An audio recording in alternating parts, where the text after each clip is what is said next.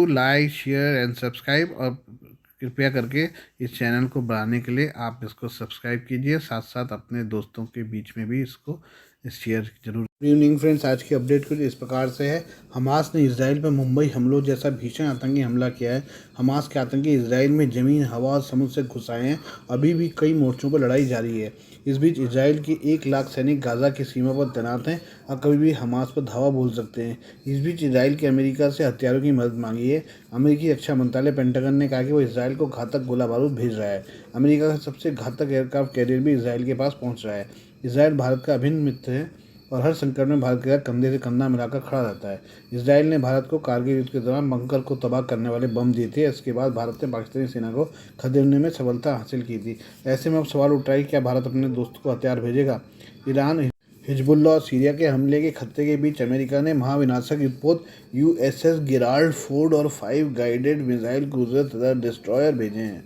ये सभी अभी भूमध्य सागर में हैं। अब इन्हें इसराइल के पास भेजा जा रहा है। यही नहीं, अमेरिकी रक्षा मंत्री ने कहा कि अमेरिका अपने घातक फाइटर जेट और हमलावर विमानों को इस इलाके में बढ़ाया ताकि क्षेत्र की प्रतिरोधक क्षमता को बढ़ाया जा सके। उनके मुताबिक यह बताता है कि अमेरिका इसराइल के साथ कंधे से कंधा मिलाकर खड़ा है। इससे पहले जो बाइडेन और इसराइल के पीएम नेतन्याहू के बीच रविवार को बातचीत हुई थी और सैन्य रसद को तत्काल रवाना कर दिया गया था। इसराइल अपने आयरन डोम सिस्टम के लिए अमेरिका से मिसाइलें मांग रहा है। इसके अलावा गोला बारूद भी इसराइल ने अमेरिका से मांगे हैं। अमेरिका ने कहा कि सेना की तैनाती का उद्देश्य ईरान, सीरिया और अन्य देशों या आतंकी गुटों को इस भीषण संघर्ष में शामिल होने से रोकना है। इसके अलावा अमेरिकी नागरिकों की रक्षा के लिए पर्याप्त युद्धपोत मुहैया कराना है। विशेषज्ञों का कहना है कि इसराइल और हमास के बीच ये युद्ध अभी बहुत लंबा खिंचने जा रहा है। खुद नेतन्याहू ने भी माना है कि युद्ध लंबा और चुनौतीपूर्ण होगा। इस आशंका जताई जा रही है कि इसराइल को अभी और ज़्यादा हथियारों की जरूरत पड़ने जा रही है। ऐसे में कई विशेषज्ञ भारत को यह सलाह दे रहे हैं कि ये तत्काल अपने हथियारों के भंडार को बढ़ाए और उनके उत्पादन को भी तेज करे। अगर कोई आपात स्थिति आती है तो इसराइल को निर्यात भी कर सकता है। भारत और इसराइल के बीच रक्षा संबंध बहुत ही मजबूत हैं। इसराइल भारत को हथियार देने वाले टॉप 3 देशों में आता है। भारत इसराइल से मिसाइलों से लेकर जासूसी के उपकरण तक खरीदता है। भारत ने जिन स्पाइस बम से बालाकोट पर हमला किया था वह इसराइल का बनाया हुआ है। भारत ने इसराइल बड़े पैमाने पर राइफल खरीदता है। भारत के पास मौजूदा सर्चर और हेरोन ड्रोन को इसराइल ने ही बनाया है। इसके अलावा बराक एंटी मिसाइल सिस्टम भी इसराइल के सहयोग से बनाया गया है। इसराइल ने भारत को आवाक्स निगरानी विमान दिया है जिससे भारत दुश्मन के घर में आसानी से नजर रख पाता है। साल 1999 में जब कारगिल की चोटियों पाकिस्तानी सैनिकों ने अड्डा जमा लिया था तब इसराइल ने ही भारत को भंकर तबाह करने वाले बम दिए थे। भारत के फाइटर जेट ने जब पाकिस्तानी बंकों पर इन्हें गिराया तो उन्हें भागने के लिए मजबूर होना पड़ा। इसराइल ने अपने आपातकालीन जखीरे से भारत को ये बम दिए थे जो दोनों देशों के बीच दोस्ती को दर्शाता है। पीएम मोदी सत्ता में आने के बाद दोनों देशों के बीच दोस्ती एक नई ऊंचाई पर पहुंची है। ऐसे में अब भारत पर सबकी नजरें टिकी रहेंगी। पीएम मोदी ने इस हमले को आतंकी घटना बताकर अपने इरादे साफ कर दिए हैं। आइए हम और खबरें इसराइल और हमास के बारे में बात करें। हमास के शनिवार को हमले ने पूरी दुनिया को सदमे में डाल दिया है। वहीं अब अमेरिकी अखबार के खुलासे के बाद 2 कट्टर दुश्मनों ईरान और इसराइल के बीच भी तनाव बढ़ने की आशंका है। अमेरिकी मीडिया का दावा है कि ईरान के सुरक्षा अधिकारियों ने हमास को इस आतंकी हमले की साजिश को सफल बनाने में मदद मुहैया कराई थी। इस रिपोर्ट को इसराइल के विदेश मंत्रालय ने भी काफ़ी प्रमुखता दी है। रविवार को भी ऐसी खबरें आई थी कि ईरान, इसराइल और सऊदी अरब के बीच होने वाले शांति समझौते से चिढ़ा हुआ था। वॉल स्ट्रीट जर्नल की चौंकाने वाली रिपोर्ट में कहा कि ईरान के सुरक्षा अधिकारियों ने हमास को इसराइल पर हमले की योजना बनाने में मदद की। इस योजना को बेरूत में पिछले सोमवार को एक बैठक में अंतिम मंजूरी दी गई थी। ईरान के Islamic revolutionary guard core IRGC के अधिकारी 7 अक्टूबर को हमले की योजना बनाने के लिए अगस्त से ही हमास के साथ काम कर रहे थे। हमास ने मजबूत इजरायली सीमा पर हजारों रॉकेट से हमला किया। साथ ही आतंकियों ने जमकर गोलाबारी की जिसमें 700 से ज़्यादा लोग मारे गए।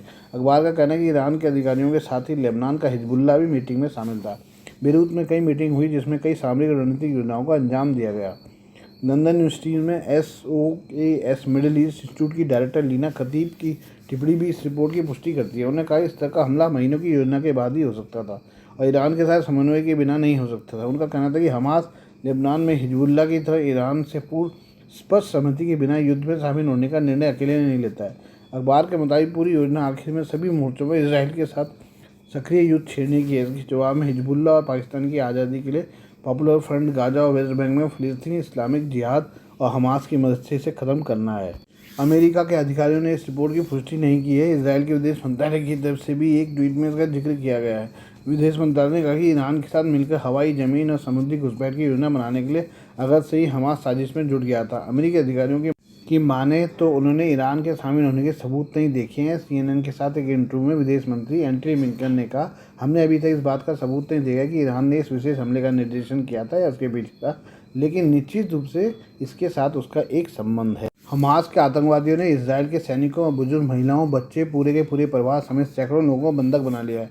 इसके बाद हाल के इतिहास में किसी संकट से कहीं ज़्यादा इसराइल गुस्से में है। प्रधानमंत्री बेंजामिन नेतन्याहू की घोर दक्षिणपंथी सरकार के लिए एक ऐसी दुविधा उत्पन्न हुई है जिसे पार पाना उसके लिए आसान नहीं है। इस्लामिक आतंकवादी समूह ने 2006 में इसराइल के युवा सैनिक गिलाद शलीद को बंधक बना लिया था, जिसके बदले में इसराइल ने गाज़ा पट्टी में भारी बमबारी की थी और उसे 1000 से अधिक फ़िलिस्तीनी कैदियों को समय से पूर्व छोड़ना पड़ा था, जिनमें से कई इसराइलियों पर जानलेवा हमले के दोषी थे। इस बार गाज़ा के शासक हमास ने शनिवार को किए गए अप्रत्याशित हमले के बाद सैकड़ों इसराइली नागरिकों को बंधक बना लिया। फ़िलिस्तीन के छोटे आतंकवादी समूह और हमास से कहीं अधिक खूंखार इस्लामिक जिहाद ने भी रविवार को कहा कि उसने 30 लोगों को बंधक बना लिया है। इन लोगों को बंधक बनाए जाने से नेतन्याहू और उनके दक्षिणपंथी सहयोगियों पर दबाव बढ़ गया है, जो पहले ही हमास के हमले में अब तक 700 इसराइलियों की मौत के कारण जवाबी कार्रवाई करने के दबाव में है। नेतन्याहू के हमास के खात्मे के लिए पूरी ताकत का इस्तेमाल करने के आह्वान ने घनी आबादी वाली गाज़ा पट्टी में अज्ञात स्थानों पर बंधक बनाए रखे गए इसराइली नागरिकों की सुरक्षा को लेकर डर बढ़ा दिया है। इसराइली सैनिक खुफिया शाखा में फ़लस्तीनी विभाग के पूर्व प्रमुख माइकल लिस्टर ने कहा, इससे वो दिशा और इलाके सीमित होंगे जहां इसराइल रक्षा बल हमला कर सकते हैं। इससे चीज़ें और अधिक जटिल होंगी। विशेषज्ञों का कहना है कि गाज़ा में इसराइली बंदूकों के स्थान का पता लगाना इसराइली खुफिया एजेंसियों के लिए एक चुनौती पैदा करता है, जो शलीद के मामले में उस स्थान का पता लगाने में नाकाम रही जहां उसे बंधक बनाकर रखा गया था। हालांकि गाज़ा एक छोटा सा इलाका है जिस पर लगातार हवाई मार्ग से नजर रखी जाती है और जो इसराइल की थलसेना और नौसेना से घिरा हुआ है। यह क्षेत्र तेल अवीव से महज 1 घंटे की दूरी पर है, लेकिन इसराइली खुफिया एजेंसियों के लिए अब भी यह क्षेत्र कहीं न कहीं पारदर्शी बना हुआ है। नेतन्याहू के पूर्व राष्ट्रीय सुरक्षा सलाहकार याकूब एमजोर ने कहा कि हमें नहीं पता कि इसराइलियों को कहाँ रखा गया है, लेकिन इसराइली नागरिकों को बंधक बनाने से इसराइल तब तक गाज़ा पर बम बरसाना बंद नहीं करेगा जब तक कि वो हमास को तबाह नहीं कर देता। इसराइल के मानवाधिकार समूह के अनुसार हमास ने इन बंधकों की रिहाई के बदले में इसराइली जेल में बंद करीब 4500 फ़िलिस्तीनी कैदियों को छोड़ने की मांग की है। इसराइल ने आतंकवादी मानता है, लेकिन फ़लस्तीन इन लोगों को नायक मानता है। यरूशलेम के हिब्रू विश्वविद्यालय में राजनीतिक मामलों की विशेष गाइल तलसी ने कहा है कि इसकी कोई संभावना नहीं है कि मौजूदा सरकार फ़लस्तीनी कैदियों की रिहाई के लिए राजी होगी। उन्होंने कहा कि सरकार में कट्टरपंथी गाज़ा को नेस्तनाबूद करना चाहते हैं। इसराइल के शक्तिशाली वित्त मंत्री बेंजालेल स्मोत्रिच ने शनिवार देर रात को कैबिनेट की बैठक में मांग की कि इसराइली सेना हमास पर बर्बरता से हमला करे और बंधकों के मामले में गंभीरता से न ले। वित्त मंत्री बेंजालेल के हवाले से कहा गया कि युद्ध में आपको क्रूर होना पड़ता है, लेकिन इसराइली नागरिकों को इसराइल की लगातार बमबारी का निशाना बनने या वर्षों तक हमास के कब्जे में रहना नेतन्याहू के लिए राजनीतिक रूप से विनाशकारी भी हो सकता है।